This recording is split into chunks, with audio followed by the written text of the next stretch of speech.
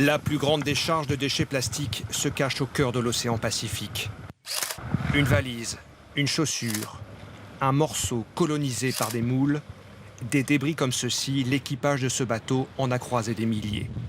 Pendant 17 jours, ils ont exploré et jeté leurs filets dans un endroit précis du Pacifique, là où les courants marins charrient des millions de tonnes de déchets plastiques déversés chaque année par l'humanité. Des débris qui se concentrent dans une sorte de tourbillon appelé gyre, une zone grande comme 6 fois la France. Sur place, lorsque les filets sont remontés, il faut se rendre à l'évidence, la soupe de plastique est partout. Il y a même du caoutchouc là. Une pollution microscopique mais massive. À certains endroits, il y a 5 fois plus de plastique que de plancton.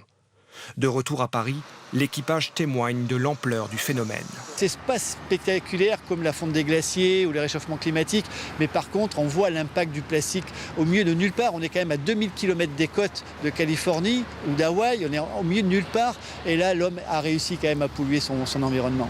Un phénomène qui s'amplifie d'année en année et qui menace toute la vie océanique.